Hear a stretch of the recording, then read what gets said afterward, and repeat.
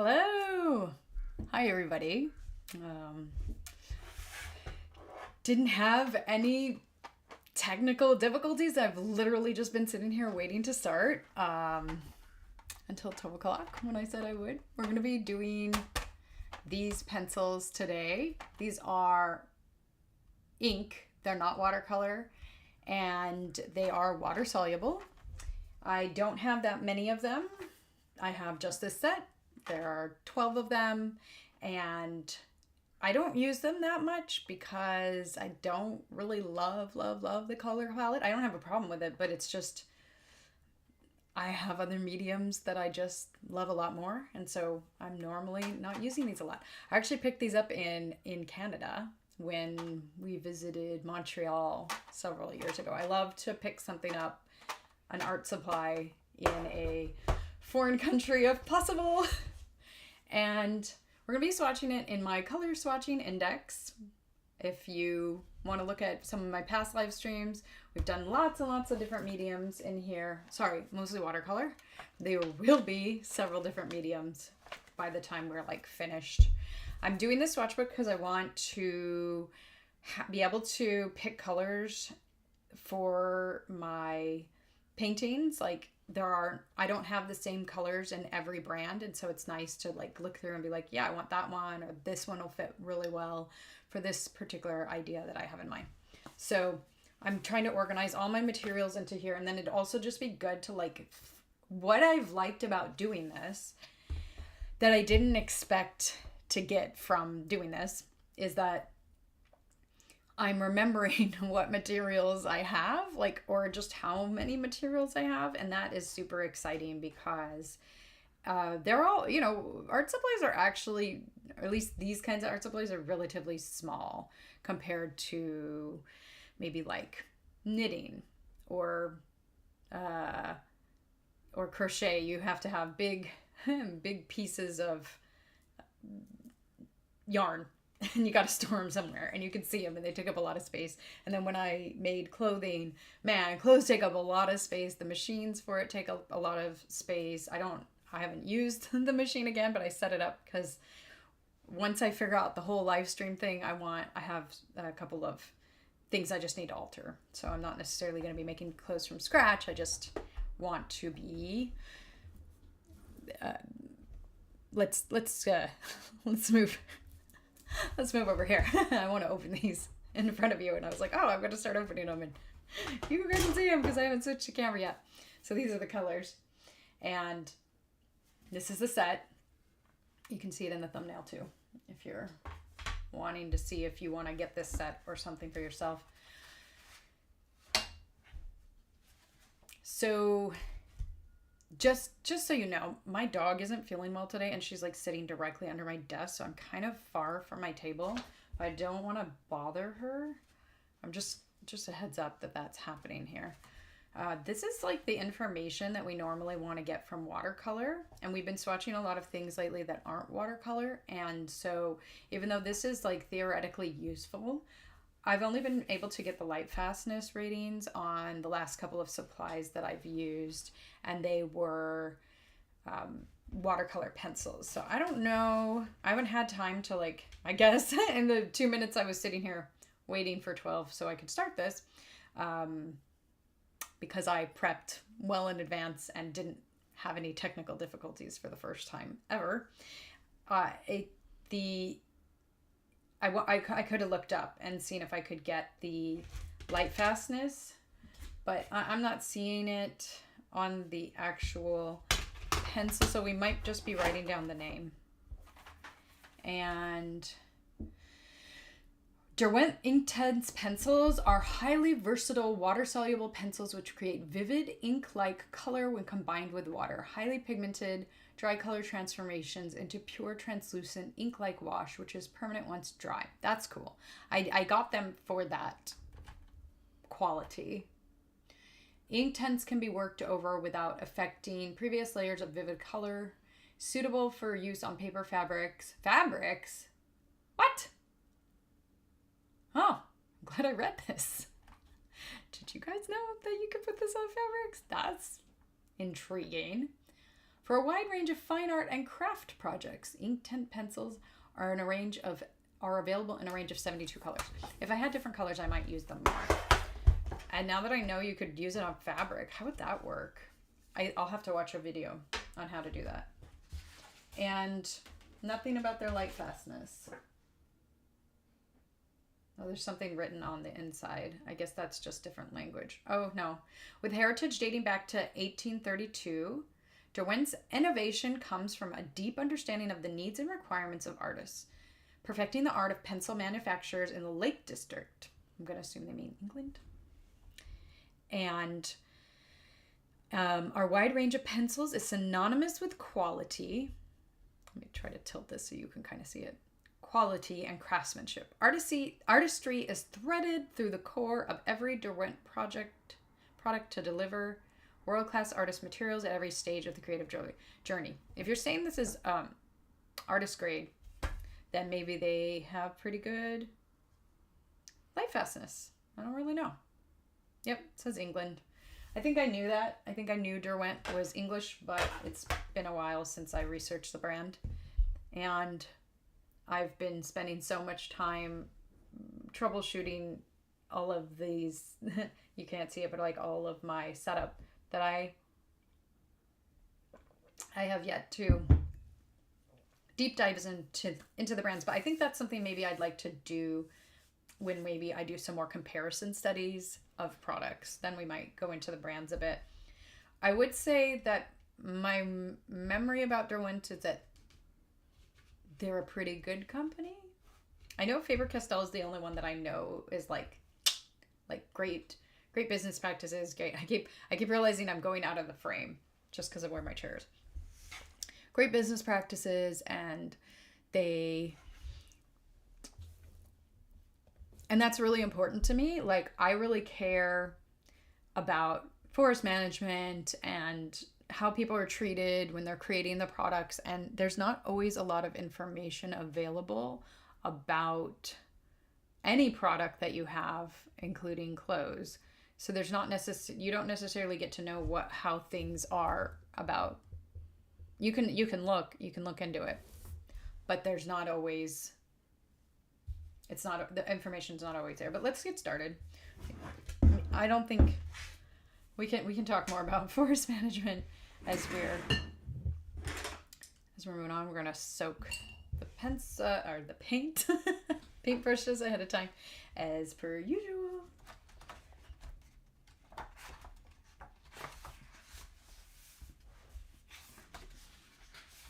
And we only have 12, so we're gonna do 6 on each side. I'm not thinking I'm planning to get more of these because I have so many other art supplies that I like better. However, if you can use them on clothes, I might get some of the more muted shades, because they're saying like, oh, we're all about bright colors, which is great, except that's not usually the palette that I prefer to work with. I think it's cool that like it's available to those who do want to work with a really bright palette. Where's my pen? Oh no, did I put it in a safe place? What? I have only one pen that's really showing up well on the live stream. Okay, I think I found it.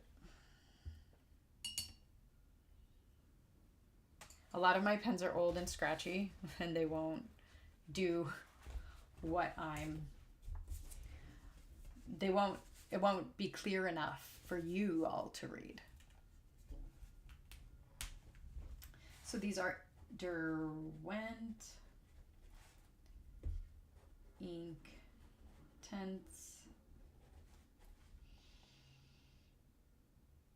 I'm just checking again to see if I see anything about their light fastness qualities. I mean, I'd love to know more about them, such as their pigment number, at least their pigment number. Oh, wow. Wait, are you not going to be able to see me? I'm sorry. I'm going to have to fix this camera. That's an issue. Give me a second.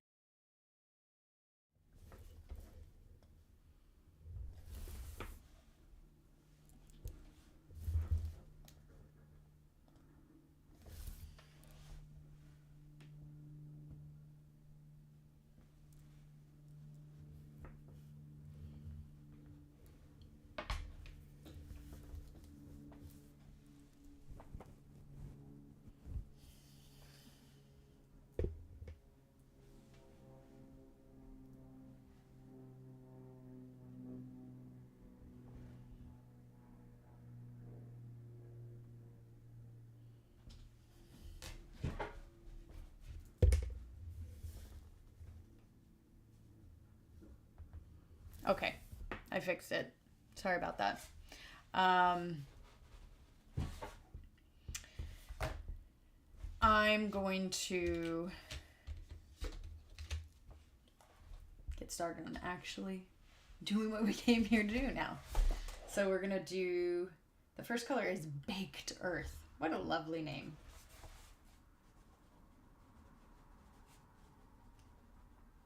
When I was doing research on colored pencils, I realized that a lot of the Derwent stuff is kind of like all over the place as far as Lightfast goes, because that's usually the thing that I think is like the basis for, before you pick up any materials, you gotta know that. You gotta know the Lightfastness, because you need to know if you can make prints, or if you're gonna need to make prints or seal the work in some other way, or if you're going to be able to just right out of the gate sell your work as an original without worrying that whoever bought it for you is going to not be able to see what you made them in a year or two. Because some art supplies are seriously fugitive. I think the worst I've seen as like an overall brand is and it's not like criticizing them or anything. What are they? They're the pencils that everyone loves. Okay, but here's the thing. They were one of the first pencil brands. It used to be that, I'm gonna move my blotting rag over here. We're gonna, how can we set this up so that you can see and this all isn't in my way? That looks pretty good.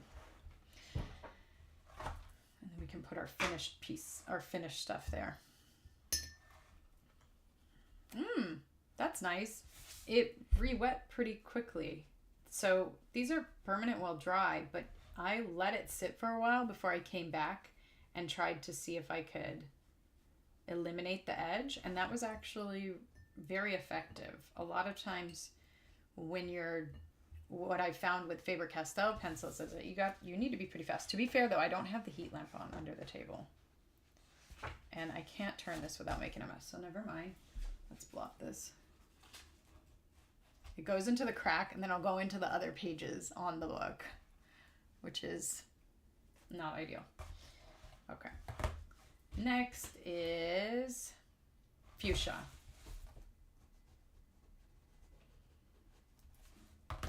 So with watercolor, you often get a hard edge, and these are ink, not watercolor, but you'll get a hard edge pretty easily. And with the other pencils, let's just have this be an equal experiment. I'm gonna put the heat lamp on under the table so that it's hotter. My dog will probably appreciate that, or she might move and then make this easier for me if she doesn't appreciate it. But I'm curious if it makes that hard line, which you can use to your advantage if you're familiar with when it happens and you're using watercolor. You can on purpose make that line and put it in really cool places and do a really creative effects.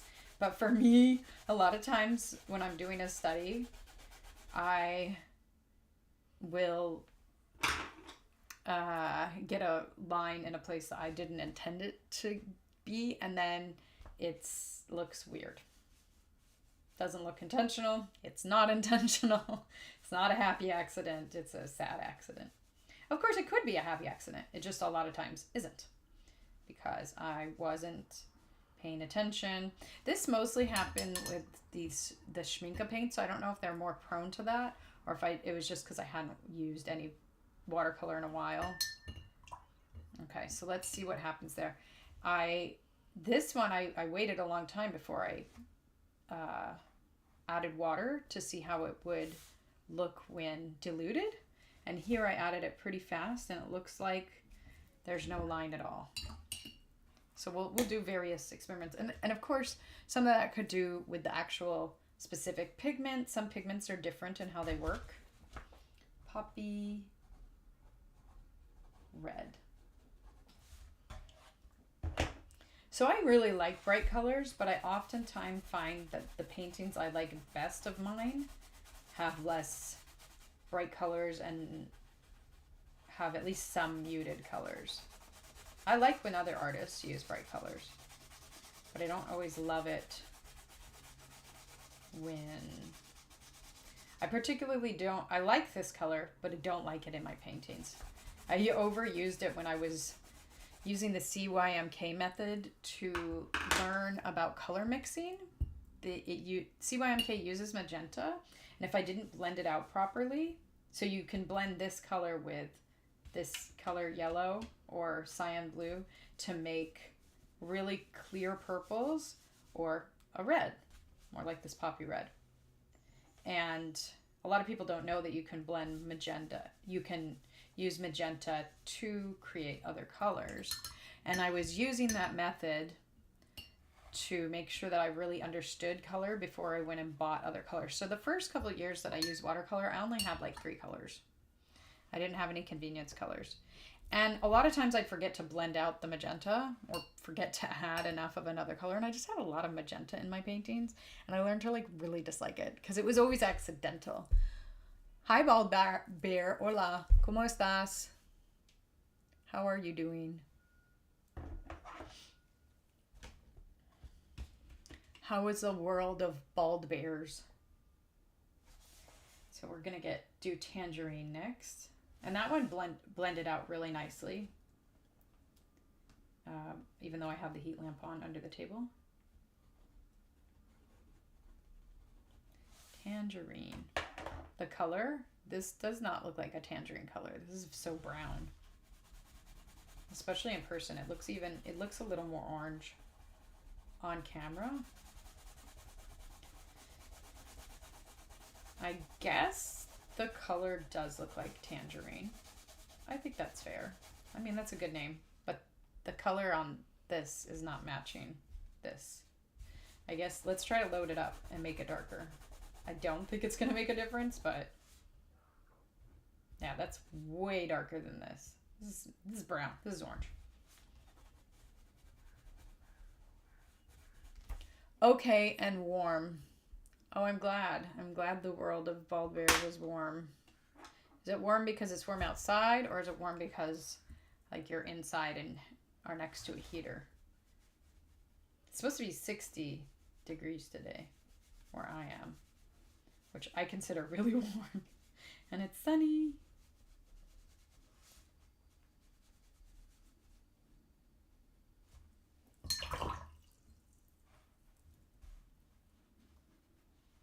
Ooh. That looks so nice. I don't remember the difference between ink and watercolor. I looked it up. A couple years back, and I learned the definition, and I do not remember it at all. You're warm because it's sunny. Yeah, that's good. I'm glad. I'm glad that you're enjoying the sun. Speaking of sun, believe it or not, Bald Bear, we're going to do the color Sun Yellow. That is too funny. That's so weird. That's one of those serendipitous things, right?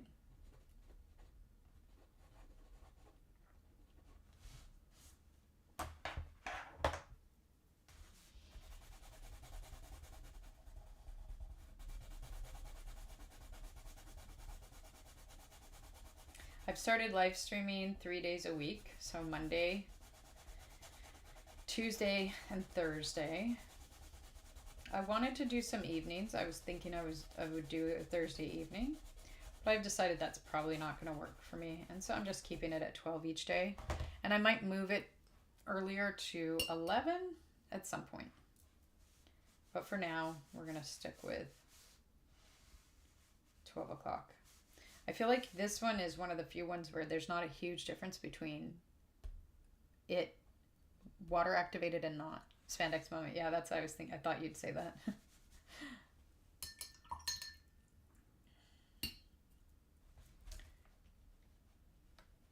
a lot of times the paints, or inks in this case, look really different when they're activated versus not activated.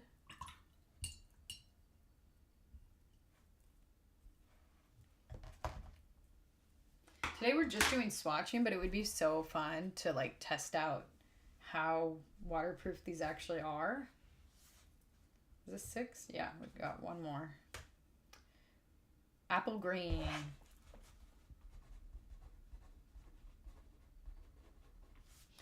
This is also going super fast because normally I have at least something to write down, some information to write down, but I have nothing. So maybe we can go back and look and add some information at the end after I've swatched them. That way anybody who just wanted to see the colors and doesn't care any information about them, you can just watch this, and then while I'm looking for it, which will take time, those of you who are curious and care, well, then you'll be patient enough to stick around for that information. Oh, this is interesting. Yesterday I was doing a green and I was like, wow, it's really like granulating, sort of. Like it's not mixed. I feel like there's a lot of yellow in this. I wouldn't be surprised if this pigment is made of more than one pigment number, I guess is how you would say it. So a lot of things are single pigment and they're made with only, like they're only PB15. But this might be PB15 plus yellow, whatever. PB15 is usually blue, I think. So, okay, here's what I was talking about. Here's a case where that line is there. Even though this is ink, not watercolor, it can do the same thing. Which is super beautiful if you want that effect. Okay, I think we're going to switch to the other side so that we can see like colors with like colors. And we're gonna start with black, ink black.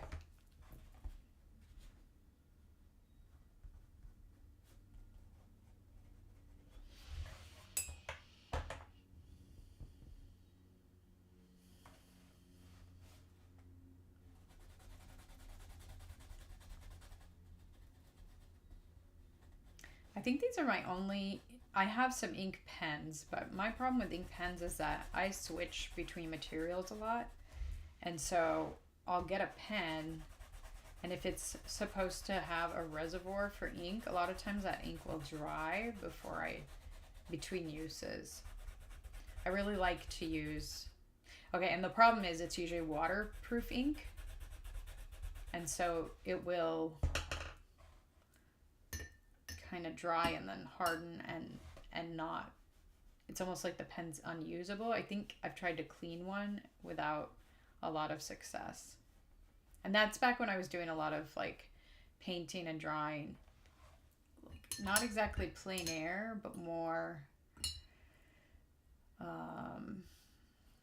like in a cafe, or yeah, it was almost always in a cafe.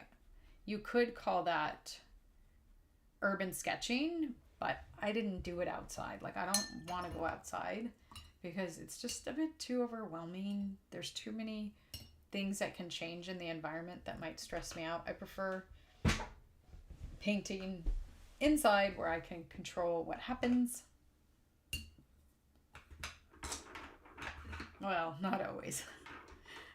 Sometimes things happen, but not necessarily like stuff that's going to bug me, like wind or my stuff falling over or it getting too hot or it being too cold, or because I'm chronically ill, a lot of times that just will not work out for me, and I have sensory issues. So if I'm painting, I want to know it's going to work out. Wow, this bark is dark. This color's called bark. I don't know, just in case you can't see it, and it looks so similar to the black. I mean, I'm sure that there are trees that are literally black, but I don't know if I would have called this bark. And this one is kind of scratchy. I am not enjoying the feedback there.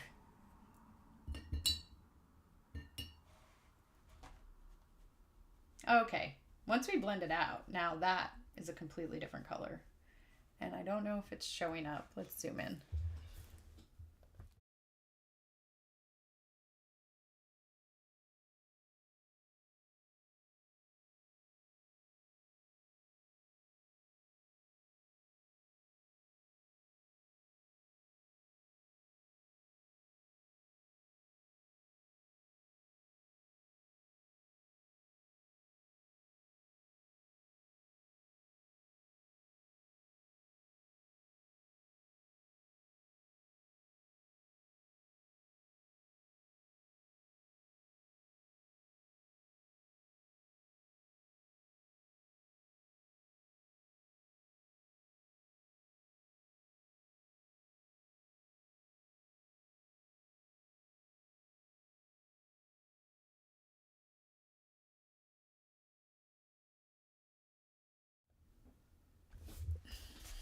If this camera gives, yeah, more color accurate right here.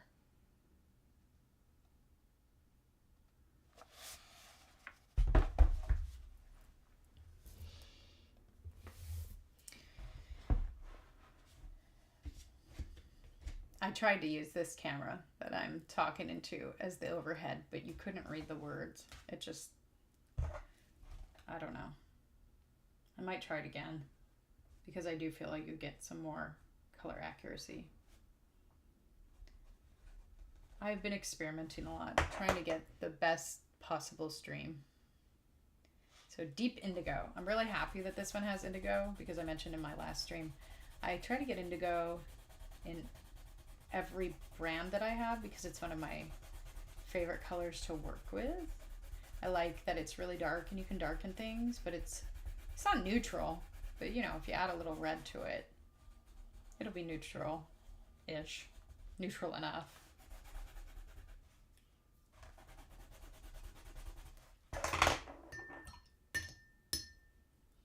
But with this set, you do have like a lot of options for dark colors. And with watercolor, that sometimes is hard to come by. It's sometimes hard to find something that's dark enough where you can get really deep tones. That's a very pretty indigo in my opinion. And whatever you're seeing is, it kind of all looks the same. So I'll hold it up again.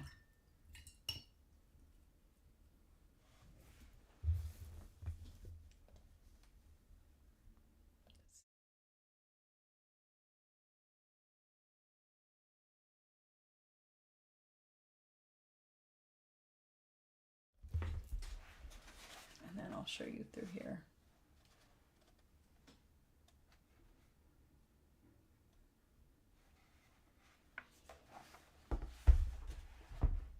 And I have to turn up the heat lamp because I'm getting too hot because it is warm here today. So,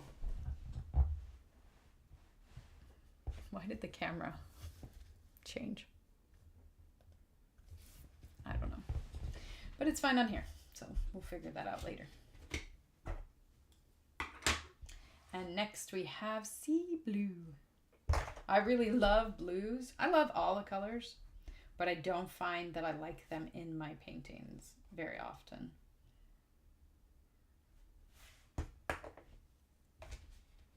But I do a lot of underwater stuff, so I do use blue relatively often. I can't say the last time I actually painted a sky though. I feel like this is very similar in tone to the indigo, but it is lighter. Same color family, I would definitely say.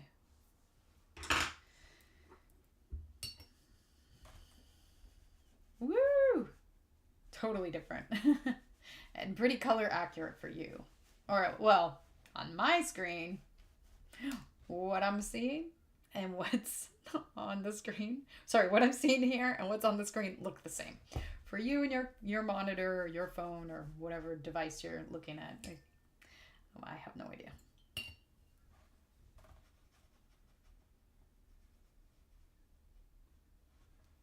That's beautiful.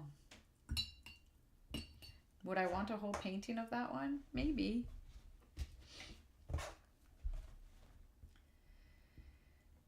Leaf green.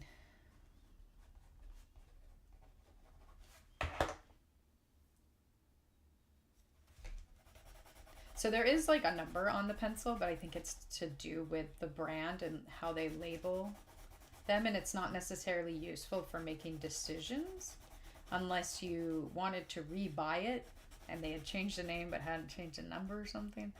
Then it might be useful to know. Then I don't know why else you want to know what number they call sea green, which would be 1600. So I just put information in the book that I think is pertinent to what I want to know.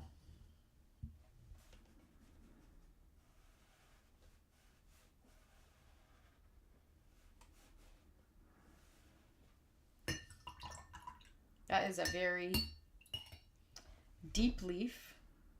It's funny when something's called like leafed green. There are a lot of different leaf colors. Somebody who has a lot of plants, I can tell you that. They're all different. Green comes in a lot of colors. In a lot of values, I mean. And this one's teal green, which probably should have gone between these two. But it's too late for that now. It is what it is.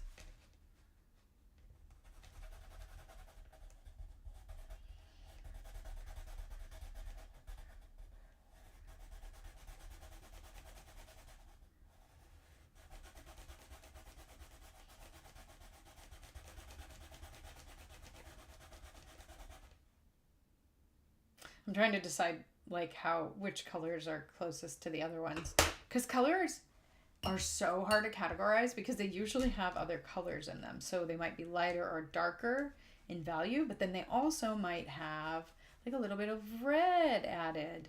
And so they might be similar in value, but they're not similar in like overall composition. What would you call that when it has some red in it?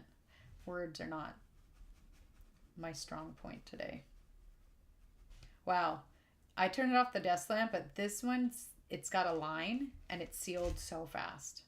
I don't think there was much of a pause between when I ended and then when I cleaned off my brush to see what it looked like diluted. Yeah, so that's it. That's it. That's what we've got. We've just got these colors. That took 33 minutes, and I was talking a little bit at the beginning. It's gonna take, like, swatching out all of, like, a larger number of paints can take 2 hours or something.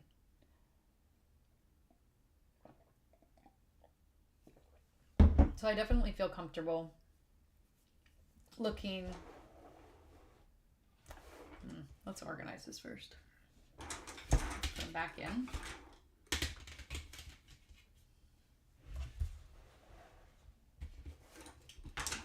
I feel comfortable spending some of our time together looking up and seeing if we can get any more information about them. I haven't done that on any other stream, but that was because like the streams were longer. I'm missing one.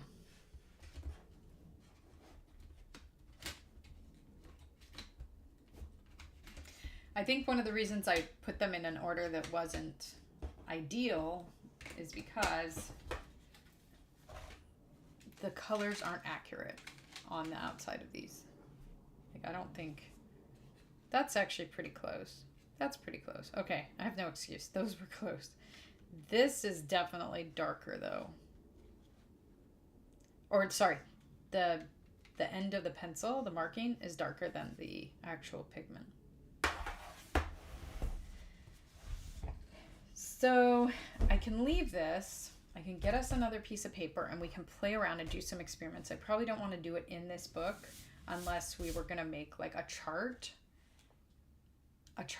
where we show if we mix this color with this one, you get this. That might be possible with this because there's not that many of them. If I try to do that with like, for example, the 24 Faber-Castell. Oh no, this is my regular one. Oh yeah, I have 26 of these and 24 of these. These are the big ones, the big watercolor pencils. And these are the smaller ones. If I try to do that with this, That's going to be a lot of colors mixing with each other. Like, it will be endless. Oh no! These, where it didn't get activated, has like rubbed off on the other side of the paper. Yuck. Oh, but this one, oh no, it did it. I hope this doesn't do it. I think it's only permanent once you activate it with water. I don't think it's permanent just sitting here. And these are certainly not permanent. Oh well, it is what it is. It didn't happen with the gouache. At least I don't think so. Gouache can be crumbly. Oh, it did happen. Okay. So it didn't happen with the acrylic gouache. That makes sense. Acrylic gouache dries permanent. And you're always activating it because it's always wet. It's a wet medium. Unlike this, which is a dry medium that you get wet. The Winsor & Newton gouache. Is there any transfer? I'm not seeing a lot, a little bit. A little bit. No. Magello's no. Daniel Smith. Yeah, that might be something to review when I go over this book, is like transfer. So I'm going to actually write that down because I will be making a video about this book. And I want to make sure that we put in things that like observations that matter. Or might matter to like whoever's like looking at the different brands and like, what do you want to get it for yourself? Whatever. So I'm going to write down, does color transfer to other page.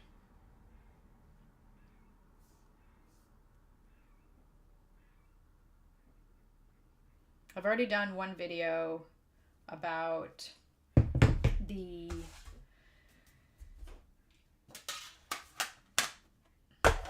I'm not putting that away. We're going to need it in a minute. I just want it out of the way enough that I can bring out my iPad. We can look up.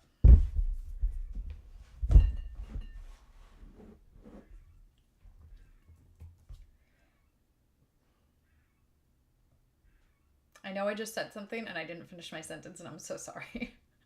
It's one of those days.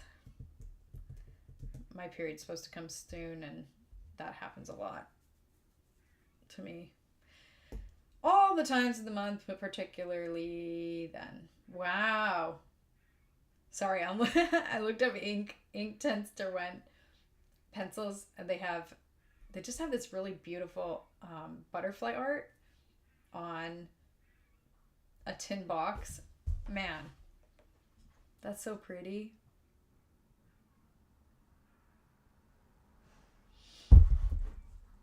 I'm gonna reject all non-essential cookies. Okay. I'm gonna look up Inktense pencils light fastness. And maybe it'll give us other info too. Q&A.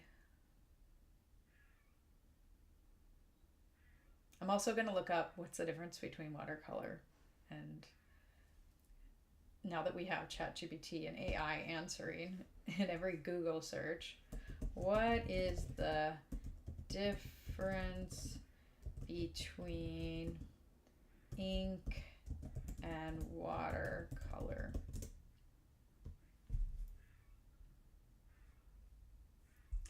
The difference is, according to the top, I don't know, Search Labs, I don't know what that is exactly, but ink and watercolor are distinct art mediums that both involve water-based ink. Ink, typically used for lines and drawing, and is known for its permanence and opaque nature. Watercolor, on the other hand, is a painting medium renowned for its transparency, allowing for blending and layering effects. I don't feel like you couldn't layer this. I feel like it would be transparent, so I think that's a little weird that they said that. Okay, so let's see what else we can find. Hold on. Let's move. We're going to do this on screen again. Sorry for fixing it in front of you. I don't know why that happened. Okay. Let's look up somebody else's answer. The difference between these two media color-wise is that watercolor is particles of pigment suspended in water, and ink is more of a liquid stain. Okay, I'm sure they're both particles. That doesn't make sense. Like, why wouldn't ink? Hold on. Are we still on YouTube? Yeah, we are. Okay. Every so often something will change on what I can see, and then I'll be suspicious. Because this is only my third live stream, and I just don't believe that it was like 100% always going to work. And so if something changes on my screen, I'm like, I need to check that out. Okay. Watercolors are often, okay, this is from Etcher Lab. Watercolors are more saturated than ink, but because they have to be diluted in water first in order to be used, they tend to be vary more in terms of, it didn't finish the sentence. Drawing ink versus watercolor paint. Okay, so this is Etcher Lab. I don't know how to like add links yet or anything like that into the chat in an easy way. So I'm just going to tell you that if you want, you can look at Etcher Lab, drawing inks versus watercolor paint. And this is October 8th, 2024. Both are quite similar in terms of their transparency and method of use. The difference is, this is TDLR, too long I did not read. There's a lot of information here. Oh, okay. So I found that part. Watercolors are often more saturated than ink, but because they have to be diluted in water first in order to be used, they tend to vary more in terms of consistency. Watercolor paint, one of the biggest differences between ink and watercolor paint is that inks tend to be quite consistently saturated, especially if you're using them straight from the bottle. Ink also tends to be dye-based. Okay, I remember that now. Tends to be dye-based as they must be kept in liquid form, while some pigments-based drawing inks in particular, the pigments are ground much more finely than watercolors so that they can be dissolved in water. However, over time they can come together or crystallize, which is why inks in general have a shorter shelf life than watercolor paints. I'm telling you, much shorter. Like seriously, it'll dry in the pen over like a year. Watercolor, I've never had any watercolor do that to me yet. The water is prone to evaporation, so use them often. Yeah, I would recommend that. I don't use them anymore because it's wasteful for me. How I tend to go back and forth between different mediums. It would be wasteful because I don't just stick with one and use it until it's done, which is fine. With watercolor, you can switch back and forth. Gouache, you can switch back and forth. Even acrylic gouache, which I was worried would maybe dry in the tubes, they were great, even though I hadn't used them in a long time. The dye-based inks tend to be more vibrant inks, and sometimes pigment-based inks, especially those made from ground minerals, contain tiny flecks of metal, making them shimmer under a bright light. It's similar to mineral-based watercolors like hematite or amethyst, but even more vibrant as there's no binder mixed into the formula. No binder is mixed into the formula. I think that's our answer there, right? Okay, sometimes ink is dye, and sometimes but there's never any binder. Really? So it's just straight pigment or straight dye? Does dye have a binder? I never thought about it. I talk about binders all the time in watercolor. It never occurred to me that, like clothing dye, I actually dyed this. This shirt was a different color. I don't remember what color it was. I think it was gray. And I dyed it this color because this is the color I like to wear. India ink is pigment-based, but not all pigment-based inks or watercolor paints are granulating either. Oh yeah, India ink tends to be granulating. I remember somebody being very excited about that. So if you want to figure out what something's granulating for sure, it's always best to look up a swatch of it and check out its performance before buying. Oh, another thing with dye-based inks is they don't granulate. This can be a pro or con depending on whether you like granulation effect or not. But if you must have granulation, it's probably best to stick with pigment-based watercolor inks. Okay, so if you guys want to know more about that, this site's great. I'm going to look into it more in the future. But for now, let's go back to the question of, is there anything that we can learn about these pencils that I have swatched. Ooh, somebody has a video. Derwent Inktense pencils, light fast, second year test results. That's very organized of them. Okay. Nothing's coming up. Oh, okay, wait. No, that's a light fastness test. Okay, well, I can share this with you.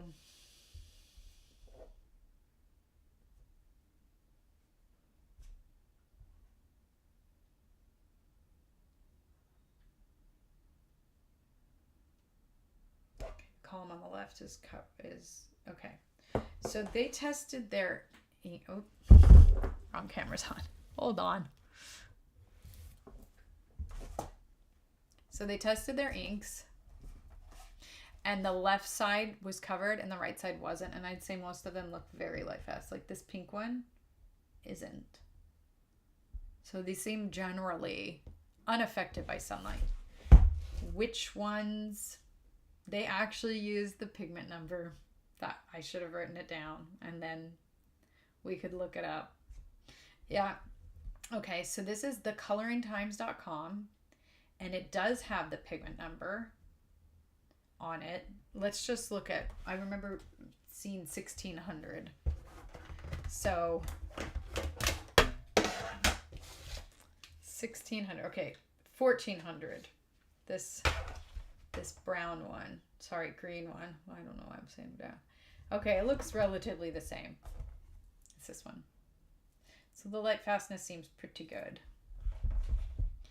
And this is making me want to do my own tests. And then let's look at 030. So that's this one here. And that is tangerine, and it looks great before, and actually looks better after. I'm gonna assume they just pushed harder. So okay, we'll go ahead and write down the number because you can go and look it up if you want. I mean, because they're doing their own light fastness test. I don't know if the information is available on the website of like the company doing their own testing. So this is 1800.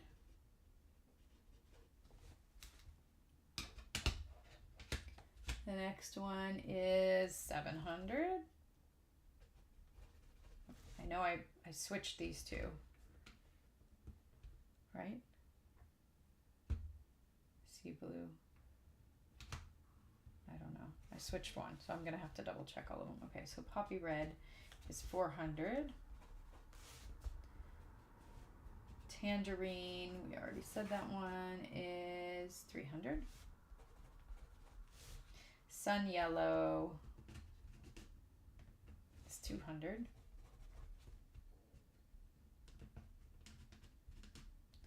Apple green is 1400. Teal green is 1300.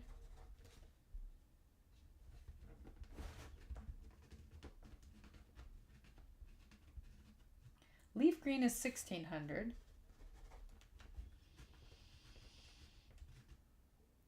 Sea blue is 1200. Deep indigo is 1100.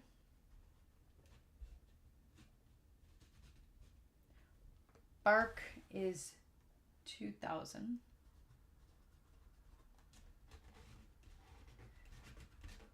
And ink black is 2200. And let me look here. I think they've got all of these, I think. And let's see, the only one that I feel like isn't good is 510, which I don't think I have. That was some red or another. Here, we'll look together again.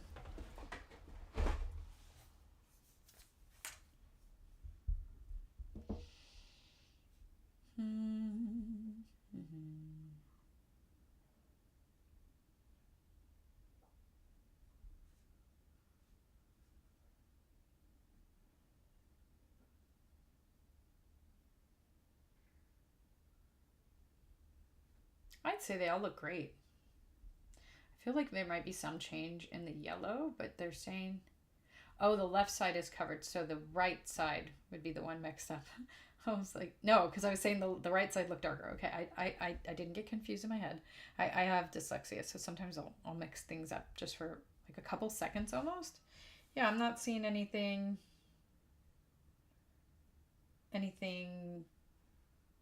They all look great. So I have nothing more to say about the light fastness. I'm going to write a note for myself that the light fastness. Now, this is only over a year or however long this person did it for. So let's look it up. Let's see. They exposed for 30 days. Light fastness, good. For at least 30 days. Now, what we really want is hundreds of years so that when we become the next Picasso, or actually, I don't really like Picasso. So, oh, I'm sorry if you do. Did you just hear my dog? She would moan, but I think she moaned because I accidentally, I didn't hit her. I hit something next to her. Maybe she didn't like the noise. She's not feeling great. Normally, she's so patient. Okay, so I think let's say the next Michelangelo. If you want to be the next Michelangelo, you want your work to stick around like Michelangelo's work stuck around, right? So you want it to be around for more than 30 days. But I mean, theoretically, you know, it could still be there. That's really fast how 510 disappeared after only 30 days. That's not good. I'm gonna search for a little bit more information. Let's just look a little bit longer. Yeah, so again, that website is thecoloringtimes.com. They've done their own test. And okay. Derwent Light Fast Colored Pencils. So I know their colored pencils are rated very, very well. But we're looking at Inktense. Right? Yeah, we are.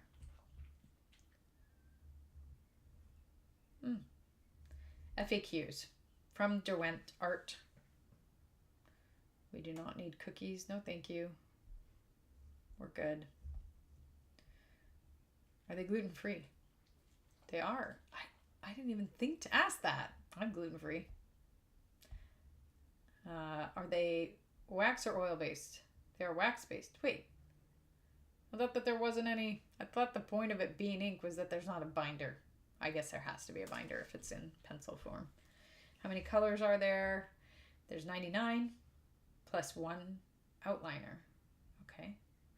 There's Inktense blocks. I have had those. Man, you just be prepared that your hands will get dyed. Your fingers will get dyed. Are they product dye based or pigment based? They're pigment based, but it's a unique formulation, allows vibrant colors and washes. Why do Derwent Inktense blocks and the Inktense pencils have different light fastness ratings? Blocks and pencils are made using different binders and wax blends, which affects the light fastness rating for each color. That makes sense. But I just want to know what it is. Where can I find this information? It's not on the pencil. Okay. Do you have that information for me? I mean, there's no... Huh. Okay, let me look at their stock list. No, that takes me like somewhere else. Okay. Yeah, okay. And this is why I normally don't look up this stuff during stream, because it can be really hard to find the information. If it's not directly on the product, you just might not find it. What else can we look up? Their light fastness chart. That's another word I could use. Color charts. Woo! Oh my gosh. Is this it? Is this it? Okay, so they have a blue wool scale rating. 3 to 4 is fair, moderate. 5, 6 is good, very good. 7 and 8 is excellent. And we can click on our product. Where is my product? Okay. We're finding it. See color chart. Yay! I have literally seen this before, I think. Or no, I don't think I've looked up my Inktense. I probably looked up the just plain not water, plain regular colored pencils that they have. They're very light fast. They're very, very good ratings. Okay. Well, we can look up each one. That will take a while. Sun Yellow is rated 7. That's great. So we'll just, it's going to be hard to find them. But, okay. I don't know how. Let me see if we can search this page. Search, find in page. Let's see if we can look up apple. Okay, it searches. So we're good. We're good. Okay, apple green is in a bunch of different sets. It tells you that. What does V mean? So this page tells you what set it's in. Well, first of all, it's 7. Okay, we're there. So that's very light fast. And it tells you which tin it's in. And what does that tell us? I don't know what V is. Vegan friendly. Oh, okay. Are any of them not? Amethyst isn't. Weird. And neither is gold. So if that matters to you, don't buy their gold and don't buy their amethyst. But I would say they really seem like they're making a big effort to, so you might want to look into them if that's important to you. I don't know that much about it. Okay, let's look up Baked Earth. Baked Earth is vegan and it is an 8 on the scale. And we can even write down, okay, I didn't even need to put that information, but we'll write down the rating scale. 1 to 3 is fair. 5 to 6 is moderate. And then, nope, 4 is moderate. Sorry, they've written it in kind of a weird way. 5 to 6 is good.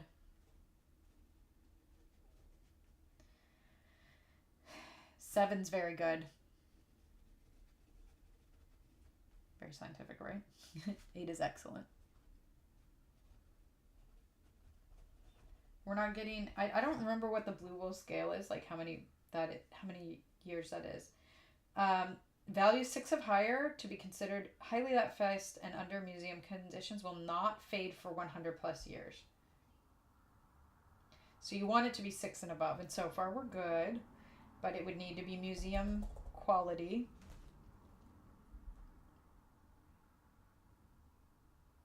So let's look up fuchsia.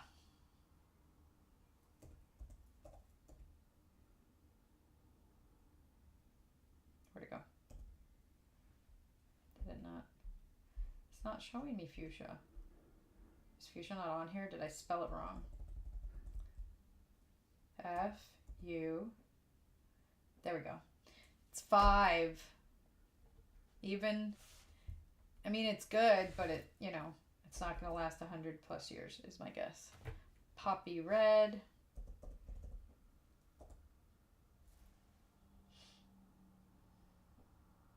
Four. Oh, how disappointing. I love that one. And reds are so often not light fast. Tangerine. 4. Ink black. That one will probably be 8. A lot of things with the ink in it, like pink. Sepia ink, Indian ink, Chinese ink, dark mink, ink black is 8. Yeah, apparently it's just really easy to make a light fast black. Or maybe they're just like more experienced with it because People use black ink a lot? I don't know. And then bark is 8. And deep indigo is 8. So all the dark colors will stay dark, which is good. At least you don't have to worry that your painting is gonna lose its contrast. Sea blue is 8. So even though the colors might change, you're not gonna lose your deep deeps. Oh, it went straight down and then I lost it and it was in a fold of my shirt. Leaf green is 6. I mean, at least it's good enough, right? And then teal green is 8. Okay, that's great. Unfortunately, our reds are gonna just have disappeared. We could maybe use the fuchsia and mix some reds, but it won't be amazing. Okay, good enough. I would like to know some more information, but that is the basis. I'm gonna get another piece of paper and you can view the sleeping cat. Wait, where is she? I block her with my chair. Oops, wrong way. Oh, you can't see her? I mean, I can move her for you so she's in frame. And then I'm gonna get some more paper. Hi, kitty cat.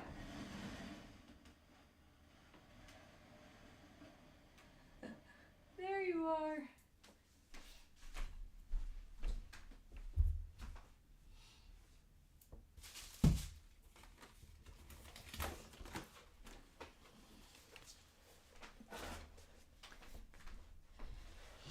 I thought about getting watercolor paper because this would do best on watercolor paper, but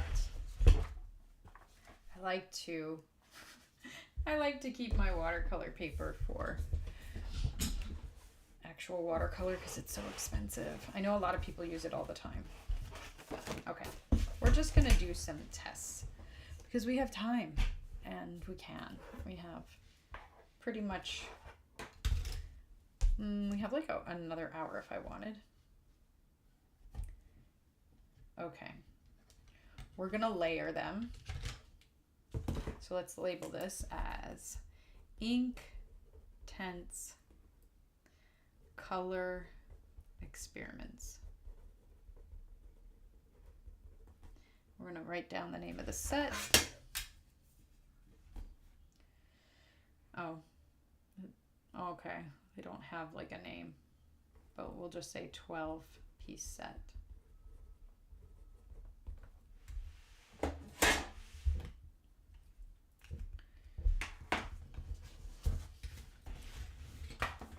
mean, we could actually try to paint something. If there were more people in the comments, I'd ask you, do you want me to look up a reference image and we paint something? Or should we just... Let's do a mountain scene. This is like what I drew as a teenager. And so it's very intuitive to me. I'm not great at drawing without a reference.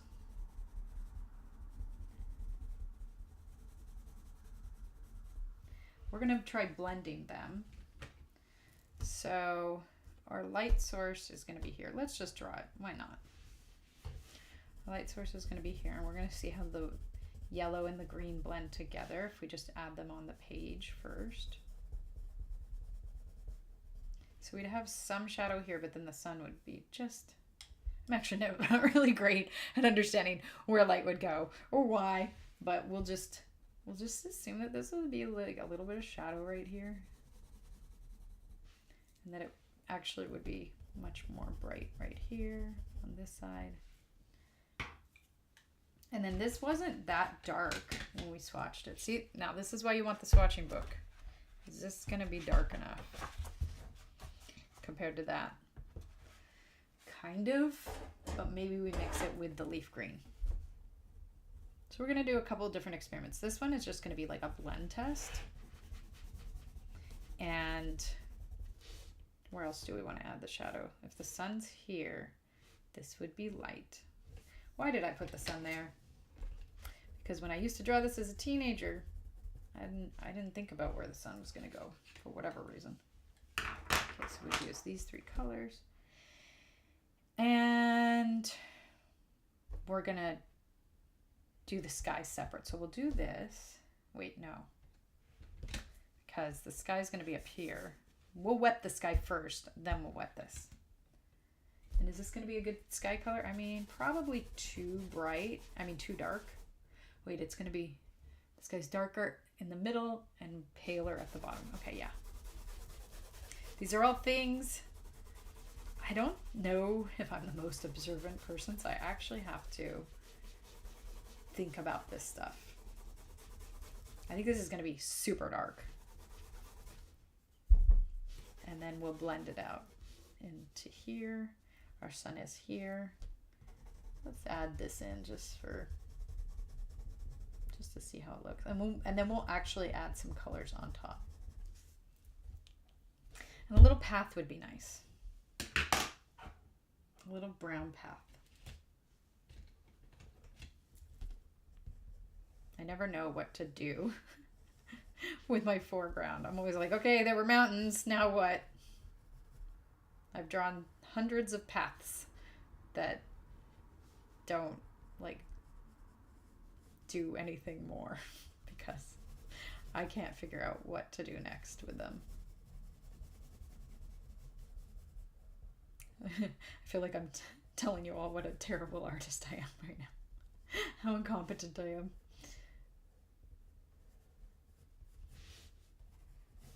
Hopefully I'm relatable.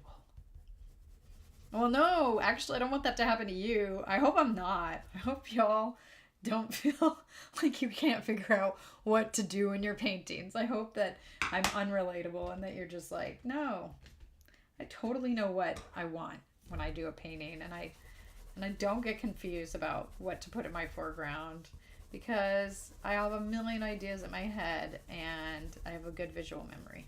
I hope that that's your experience because it's bad enough I have to be like that. Okay, we're gonna put another color on here, but we'll blend it out first. Okay, this is the fun part. This is why I like these. Okay, let's do a little. Let's start with our sun.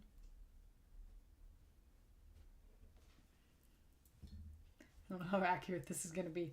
I don't spend a lot of time staring at the sun, so I'm not actually sure what happens with it, but I think it's white in the middle and then like blue. Like, I don't know. I actually only bother staring at the sun when it's sunset. I'd like to say sunrise, but I'm really slow to get ready in the morning. Even if I'm up, chances are I'm not going outside. And I'd like to change that because I actually feel really happy and excited when I get up and go outside in the morning, because that usually I only do that if I'm going on a vacation or am on vacation or there's a special event happening that's exciting.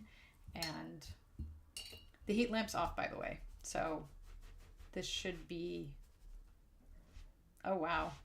I just barely touched this and it's already very much, unless my water's yellow, but I don't think so. Okay. I mean, I wouldn't say that this is like totally inaccurate. I don't want that blue in there though. I'm sorry, I don't want green in here. Green? I don't need a green sky. I wanted a blue sky. Okay.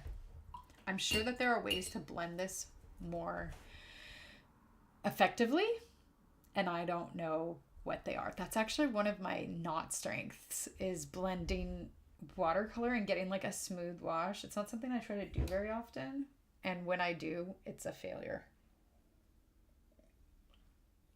Okay, so I think we need to let that dry before we move on to the mountain because it's so it's wet enough that, and this is why painting on stream is something that I'm worried about, because you there's a lot of downtime with water-based mediums. Like, you're just like, okay, if I touch you, then I'm going to ruin it. I usually have 2 paintings going on at the same time, but if I only have to wait like 2 minutes, I'm fine. I'll just like sit there. A lot of times I'll listen to a podcast that's a YouTube video and I'm just listening, but I'll take that opportunity to look at it and just like see the person talking. A lot of times it's Dr. Honda from Psychology in Seattle. So I'll just look over him in a sec for a minute, see what he looks like while he's talking instead of just hearing him. And then, you know, think about my life, think about what I'm going to do in a few minutes, and then I go back. And that's fine, but because I'm being watched, that just feels awkward. I feel like I just can't be quiet. I feel like, let me entertain you. My dog is having a dream, and she is kicking. Like she's running in her dream right now. Right, and I'm touching her. My heel is on her stomach. Okay, so while we're waiting for this to dry, I'll tell you about my morning. So about 30 minutes before I was about to set up the live stream, test everything, make sure everything's running right. And I realized that Taya had barfed everywhere, and she had barfed under like a speaker. And so, yeah, my family members don't know yet that there's some barf on a speaker. Like, she didn't even barf anywhere near the speaker. She just barfed so much, and I'm really sorry if any of you are grossed out by this. Close your ears if you're easily grossed out, okay? Just don't listen to me for a second. But, like, it spread, and it took a while to clean up. And I don't have a strong stomach. I'm really good at disassociating and not thinking about what I'm saying right now, so it's not bothering me. But actually having the experience of cleaning it up was awful. I did not enjoy it, and I almost made a mess myself. But I'm not a barfer, so that wasn't ever going to happen. I just felt like it would. Okay, are we dry enough that I can stop rambling? I want to I'm tempted to just activate the middle of this and then move on to something else. Yeah, let's do that. In fact, in this whole time that I was talking, that probably would have been the best course of action, because then this would have had more time to dry. But then I was thinking, oh, but if I activate it, it's going to be wet when I try to activate the other stuff. Then I'm like, well, if you're worried about them blending together, I guess you should have done that. Order of operation in watercolor is something I struggle with. I like this. I really like that it's somewhat textured, but not really. And you could add some more texture. Okay, is it dry? It's not dry at all. It is not dry at all. And I am too hot to put that heat lamp on. We're going to just have a mess today. Yeah, so because my dog isn't feeling well, I think that's why she's under my desk. She's not always. She used to be really, really independent. And she loves people. I know she loves us, but she'd always be by herself. Our little dog, who we had to put down like a month ago, she would always be under the largest person's desk, or the most. So she'd just go with whatever human she felt offered her the maximum amount of protection. And I was that human if my husband wasn't available. And then my boys got big, and then they were preferable over me. Like post-puberty, she would rather have them than me. And then they're both, busier now. And so she would have to settle for me a lot of the time if my husband wasn't available, or if my husband shut the door, and let's say he was working from home, but he had shut the door and didn't let her in. So that was Toffee. That was the life of Toffee. But Taya was always much more independent and much less bothered. I think we can put, hold on.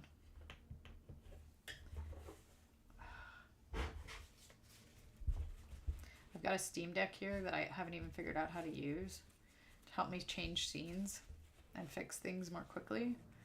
and I just literally flicked water on it, and I haven't even used it successfully. That's just sad.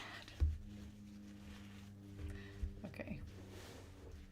I have flicked water on many a precious thing. Unfortunately. This is definitely not going to be a limited palette. I kind of just want to use all of the colors. So we're gonna add some color here, darkness here, before I blend it, even if it doesn't actually make sense. That looks cool. I like how it like kind of looks granulated, even though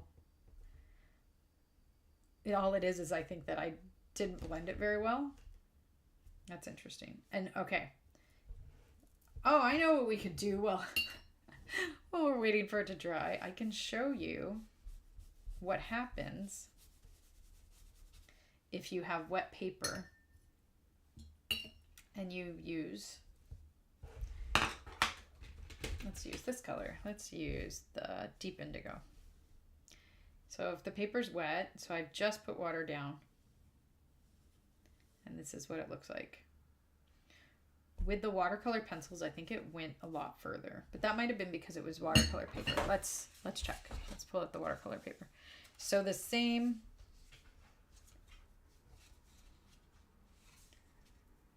like point circumference made this versus this. So this seems like it hasn't spread as far. Let's test and see if it's the paper. Oftentimes, watercolor paper is like the most, when it comes to watercolor, the paper is the most important thing. Much more important than the brand of watercolor. Unfortunately, watercolor's a lot more flashy. Colors are a lot more flashy than papers. And so I barely pay attention to that. Yeah, it's the paper. So do you see how far that's spreading versus this? And let's put some water directly on the paper. Maybe it just had more time to soak in. Let's try. So that is absolutely saturated. I mean, it's a little bit more. Yeah, but that's a lot of water. And this is the same amount of water. Okay, maybe we're getting similar results. And then once it's wet, it still does some really cool stuff. Like, it still spreads a lot. So that's wet, wet, wet. I'll tell you when it's dry. I think it's dry now. And then that's what it's going to be like dry. So that is letting the water soak in, drying a little bit. This is putting it down dry and then just activating it. And that's kind of like the difference that you would get. And so that's something to keep in mind of how you can manipulate the medium and enjoy it. Okay, so we're going to try to activate this area now. You know what? I want to put some indigo in here. Oh, the pen's a little bit wet, so it's just going to look scratchy because once it's activated, it's permanent. So unless, let's see if we can blend it out. There might just be some lines from where it was already wet. Not so much. And we're going to clean off our brush, move over to the light part and blend it from that angle. This is so inaccurate. This is not what, why did I do that? This is not what this is not how light works at all. But to be fair, I don't know what this should look like. Like, where does this end? Like, I think I should have ended it there. This should be brighter, starting from like right here. So I messed that up. And here probably too.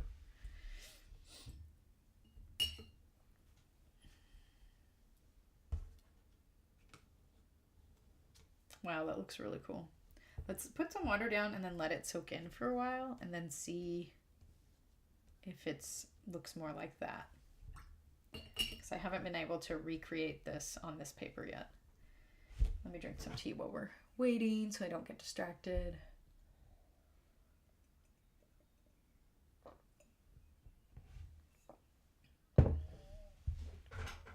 We are lacking any of the red colors. I think I can add them into the road, and I'll add them into here to make it a little bit darker. And I'm going to add some indigo there in a layer. And while we're waiting for this, I'm also going to do like a little test box.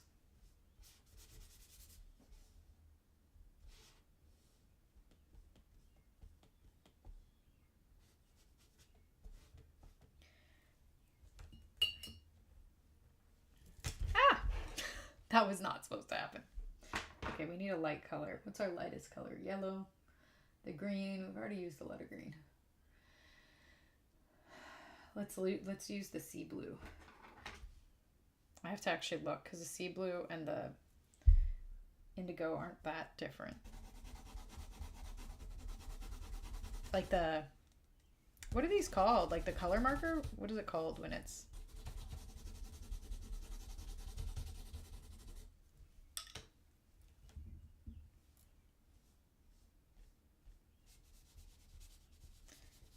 Can we blend it out entirely so that there's no, it worked there. Well, I guess there's some stuck left. There's some left stuck on the paper. I think if you're using these, you gotta kind of want that texture in there. To any of those who are watching this video live or later, do you use Inktense and what do you use them for? Because I have yet to really explore them in depth. I have a little bit, but not, I haven't like pushed them to their limits. I've never used them in a painting, put it that way.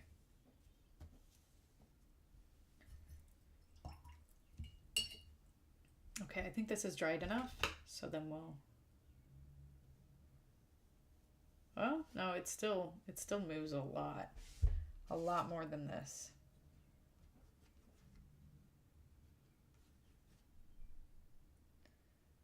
It has a super interesting texture doing it on the wet paper though. But if we do it on the wet paper, so here, you'll see that I think I'm not going to really be able to blend it out more than it really is. I won't be able to erase the line. It's already activated enough that the line's just there. Whereas if I do that on dry paper, let's see. We can kind of erase the line eventually and just blend it and make it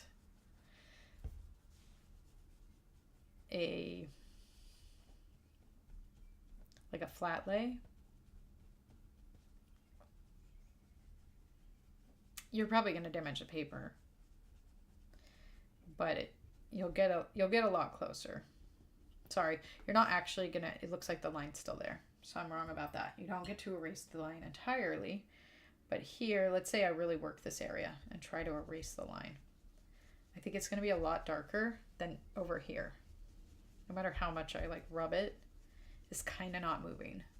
So actually for you guys, it looks like the line's gone, but it's not. Here, let me zoom in.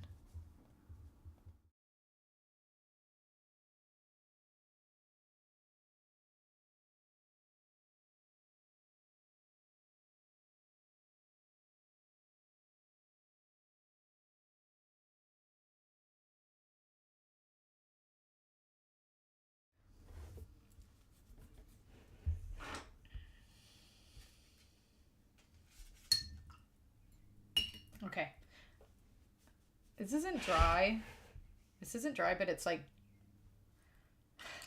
I want to do experiments for you where this is entirely dry and then I do something on top of it, like try to reactivate it. Because I could still reactivate it because it's not entirely dry yet.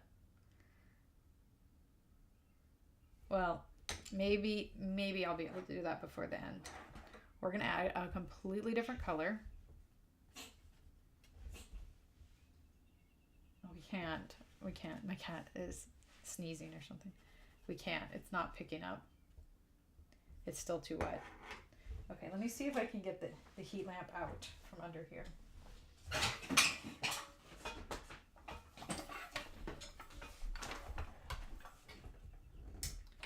And we'll dry it.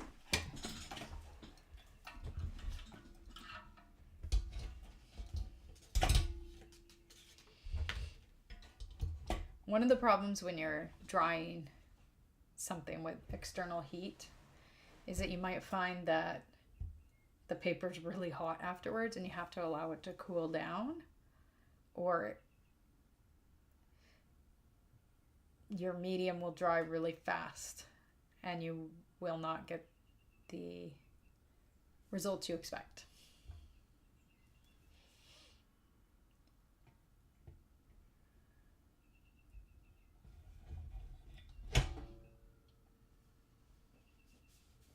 Wow, it's very wet.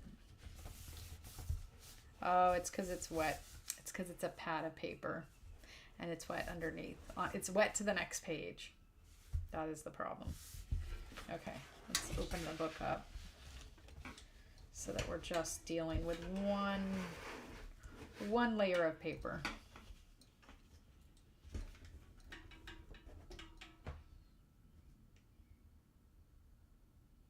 I learned recently that hair has different porosities of how much liquid it's willing to hold into itself. It's relevant if you have curly or wavy hair. And, oh, I guess, I don't know. Maybe it's relevant if you have straight hair. I don't really know. But if you have high porosity hair, you can get a lot of moisture into your hair and it'll hold it. If you have low porosity hair, it means that your hair will not hold any moisture, and it'll take a long time for your hair to get wet, and once it's wet, it's hard to dry it out. I'm not really sure about the science behind this, but that's what I've read. And I wonder if paper's the same. Like, are there some papers that are high porosity and low porosity? I think that watercolor paper is supposed to be low porosity, and they have binders in it to make it less willing to absorb water. And I think that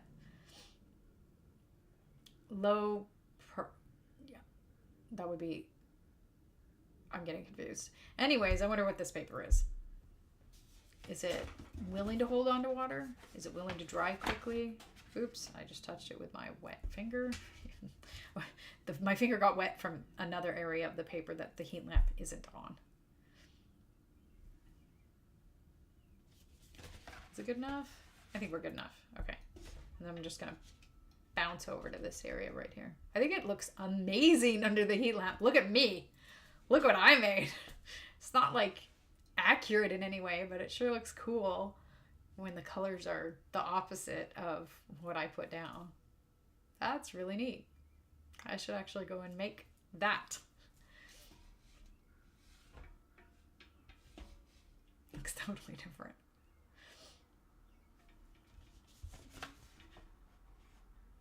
Okay, well, I know this is dry. Hopefully this will dry soon.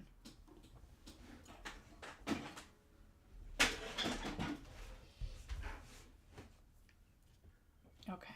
You don't really want to touch your paintings because it puts the oils of your skin on there.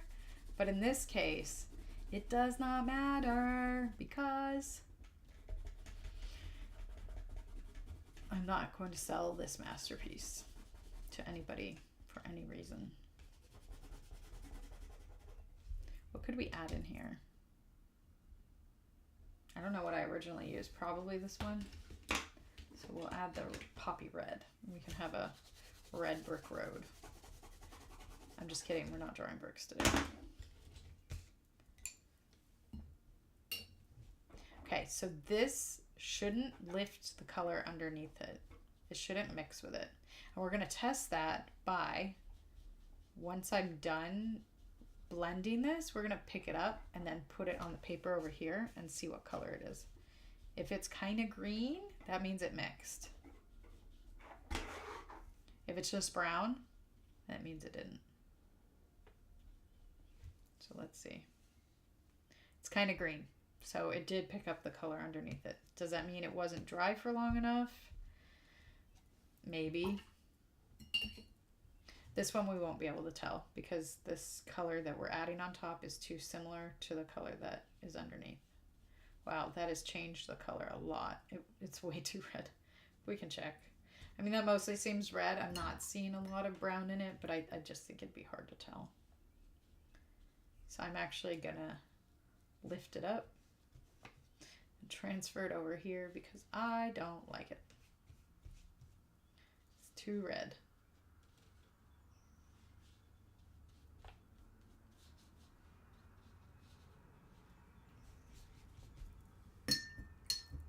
We didn't need to transfer it over there, but because I wanted to know what would happen, we did anyways. Okay. Oh, that looks cool. I like that. That indigo and whatever other color I used. I think it was the brown.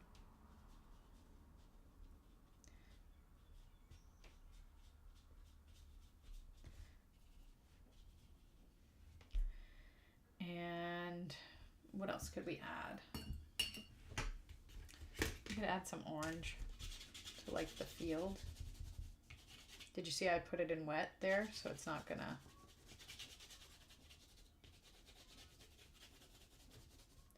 So let's if we just add a layer of orange on top, what happens?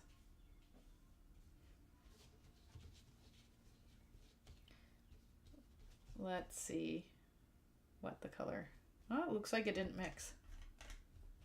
That leads me to believe that this one had granulation because it hadn't completely activated. And so when I got this wet, it was still being activated. And here was fully activated. So when I added the orange on top, all we had was orange. Because this is definitely somewhat green. It's not just brown or orange or whatever color I used. And I don't think this is going to activate because I did it on top of something semi-wet. I should go look up a mountain scene with a valley in front because that's always what I'm trying to paint and it doesn't look right, and it never has. And now we're just fixing this because I don't like how it looks. I don't like that there's that line right there, so I'm just going to try to alter it. And I don't think it'll work, but we're going to try. We'll see. Because when I try to do this with watercolor, it just messes things up. But this is a different medium, so maybe we can make that line go away. Maybe we can make the dark, make it enough dark up here that the line is less noticeable at least. I don't think it's going to work. Come on, come down. Come down. It dried. It dried with even more lines. I thought I was working fast enough, but I wasn't. So I guess you still have to work pretty fast with these, at least if your room's warm, which mine is. I'm gonna soak up some of this extra water.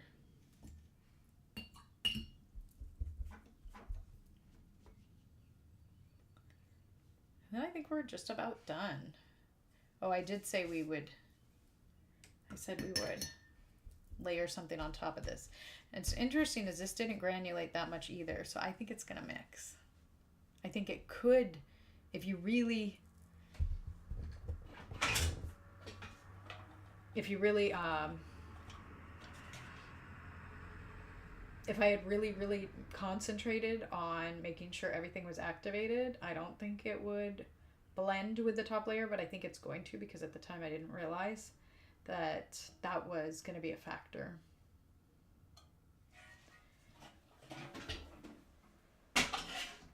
And what do we want to do on top? We want to do an opposite color. These tests oftentimes look so awful to me because I will literally use like highly contrasting colors so that they stand out to each other. So I could use a yellow or a red. I think I'm going to use, this is the area that seems the most blended. So I'm going to use the red here. And the yellow is so pure that I think it would be useful because it's going to look totally green if it's picking up the layer underneath. Now I used a lot of yellow. All right, what do we think is going to happen? Yellow or green? And it's a greenish yellow. It definitely picked up the layer underneath. Even though I've made the yellow really thick in hopes that it didn't. Let's see if we can completely lift up the layer underneath. I do this in watercolor a lot on purpose, is lifting. Try to get back to the white of the paper. It's not that I get back to the white. I just want to get closer to white than whatever the color is on top. In this case, blue. So this is more close to, I mean, it's a light blue now. Yeah, you can still lift the color. Okay, so let's see over here where it was blended more. Are we going to get a purple or are we going to get a red? A poppy red. I mean, I feel like there's some blue in that, but I'm not sure. Let's draw. Let's use this without anything underneath and then swatch it on top. That is much brighter without the blue added, right?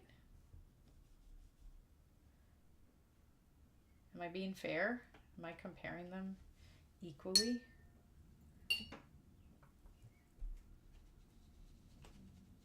Let me try to pick up as much pigment as possible. Maybe I just didn't pick up enough pigment. No, it's just less bright. It's just, it has some blue in it.